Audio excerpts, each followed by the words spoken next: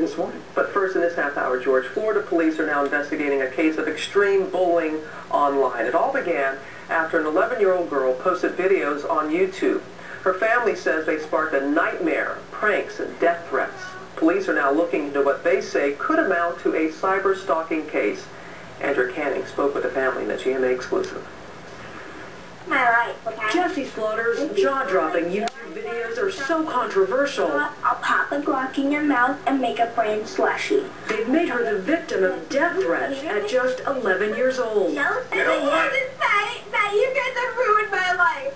No, never think it would got to this point. Now speaking only to GMA with her parents, Jean and Diane, it's the first time the 7th grader has been out in public since her videos ignited a firestorm. I'll put some in the bar. Why so much profanity in the videos?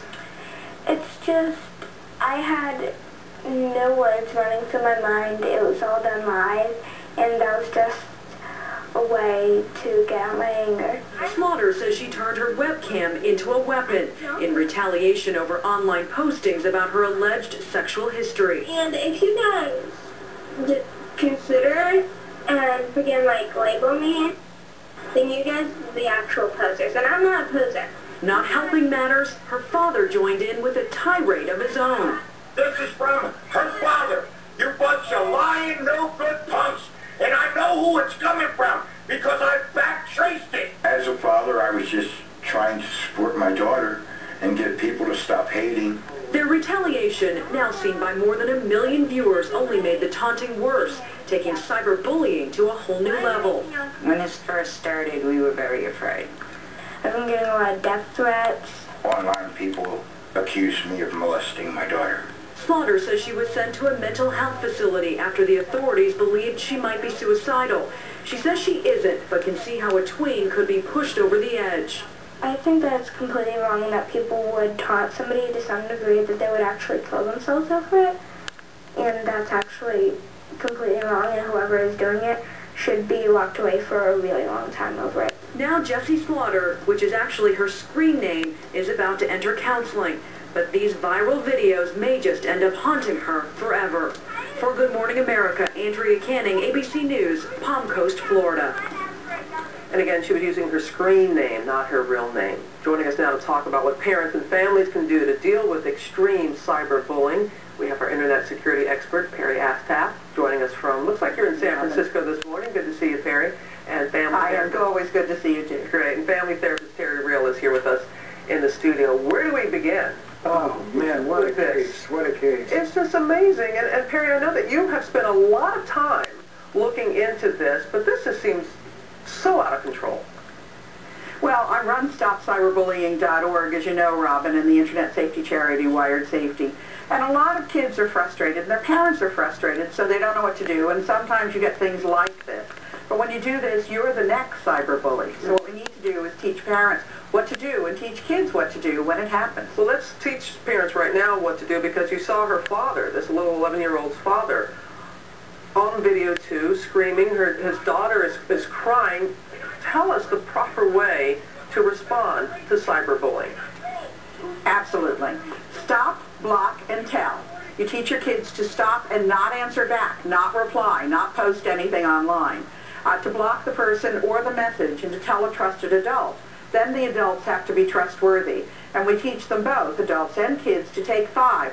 Put down the mouse for 5 minutes and do something that will help you regain balance and perspective. At some point, we need to have an adult in charge. Yeah, we do. Well, Terry, I know you're sitting over here just wanting to weigh in. Yeah. I mean, this is about violence breeding violence. You know, the whole culture of kids, and I know it's been said before, but rap music, the way she speaks about putting a Glock in somebody's mouth, it's about retaliation, breeding retaliation on all sides, but the whole thing just gets so blown up because of the internet. Well, tell us how this can affect, she's 11 years old. We've seen teens that are doing this too. The effect that it has on them, because the internet, you can be anonymous. That's the go point. after people. You know, it's a double-edged sword, because the victim has no privacy and the bully can be anonymous. So it blows up on both sides. You have kids posting things on Facebook that they shouldn't be posting, and then you have thousands of people responding. Just the sheer weight of the number is a trauma to the kid. We heard at the end of Andrea's piece that this young girl is going to get some counseling, which is good to hear. What advice do you have for her and her parents? Well, first of all, prevention is worth a pound of cure.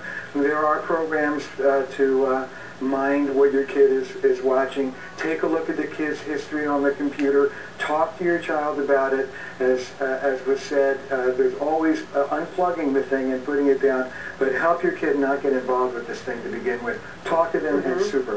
Yeah, as Perry was saying, let's get a responsible adult involved in this. And Perry, this young girl was using a site that I wasn't even familiar with, Stickum, or something like that. But you said it's not, it's not so much the site you're saying the parents should be concerned about. It's not. Stickum is not terribly popular. It never gained ground, so it's not the site. It's what the kids are doing on it. Right. And at 11, she's not allowed to use any of those sites if you read the terms of service.